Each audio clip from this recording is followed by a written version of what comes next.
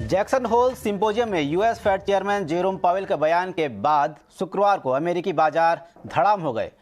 16 जुलाई के बाद ये सबसे भारी गिरावट दर्ज की गई है। डाउ जोन्स करीब 3% की गिरावट के साथ 32,283 के स्तर और नेस्डैक करीब 500 अंक फिसलकर 12,152 के स्तर पर बंद हुआ। साथ ही S&P 500 में भी 141 अंकों की गिरावट देखी गई। और ग्लोबल मार्केट का पूरा हालचाल बताने के लिए हमारे साथ मौजूद हैं हमारे सहयोगी डिम्पी। आखिर क्या हुआ ग्लोबल मार्केट को, अचानक से इतनी घबराहट क्यों आई इस मार्केट में? देखिए, जैक्सन होल की जो बैठक है इस बार दो वर्चुअल बैठक के बाद जो फिजिकल मीट था, यानी कि यहाँ पे जो पॉलिसी मेकर मिलते हैं और 100 से ज्यादा पॉलिसी मेकर इस बैठक में होते हैं, तो इस बैठक की इंपॉर्टेंस अपने आप में बहुत ज्यादा थी।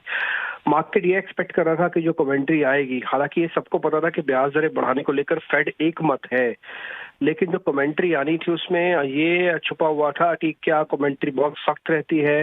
मिस्टर पॉवेल ऐसे बयान दे देते हैं, ऐसे सिग्नल दे देते हैं कि जिससे ऐसा लगता है कि इकोनॉमी को रिवाइव करने के लिए थोड़ा वो क्वांटिटेटिव ईजिंग कर सकते हैं। ऐसा कुछ नहीं होते हुए दिखा।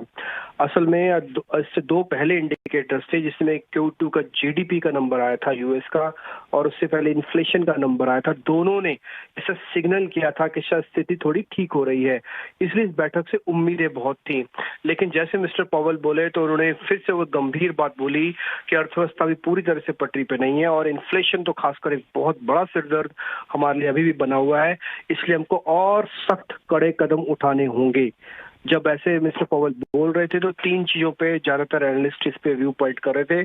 फर्स्ट था कि आने वाले दिनों में ग्रोथ को लेकर अभी थोड़ी आशंका बनी रहेगी, यानी कि जो जीडीपी आपकी माइनस में आ रही है, शायद हो सकता है कुछ टाइम पे और रहे। दूसरी पॉइंट, वो उनके बोलने से एक और चीज समझ में आ रही थी कि शायद हो सकता है हाउस होल्ड और बिजनेस दोनों को थोड़ा पेन झेलना पड़े, क्योंकि अगर आपका अर्थव्यवस्था ईज नहीं होगी, लोगों के पास पैसा रोटेट नहीं होगा और दरें ऊपर रहेंगी, तो फिर अर्थव्यवस्था पे थोड़ा प्रेशर होगा, जिससे हाउस होल्ड बिजनेस दोनों को नुकसान होगा। तीसरी बात जो इससे साफ निकल के आती है कि आगे चलकर हो सकता है कि इन्फ्लेशन अभी भी एक बड़ा सिरदर्द बना रह सकता है। तो इसलिए तीन इंपॉर्टेंट पॉइंट जो मिस्टर पॉवेल ने बोले, उसके बाद से मार्केट ने इसको एक नेगेटिव सिग्नल के तौर पर लिया और जोरदार गिरावट, जैसे आप बता रहे हैं कि 16 जून के बाद ये सबसे बड़ी गिरावट थी। एक और पॉइंट जो इस बैठक से निकल के आ रहा है या फिर इससे पहले भी समझ में आया, वो ये पॉइंट था कि मिस्टर पॉवेल ही नहीं बल्कि फेड के ज्यादातर मेंबर इस पक्ष में हैं या इस तरीके सोच रखते हैं कि अर्थव्यवस्था के अंदर अभी और थोड़ी टाइटनिंग करने की जरूरत है।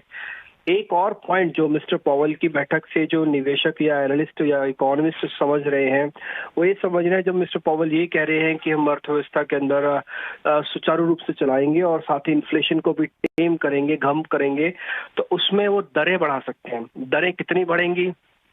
ये 50 बीपीएस से, यानी कि आधा परसेंट से लेके 0.25% हो सकता है। ये अभी भी एक डिबेटेबल इशू है कि आगे चल के आधा से होगा या 0.5 होगा, लेकिन स्टेटमेंट सुन के ऐसा लगता है कि आगे चल के वो 0.5% दरें बढ़ाएंगे।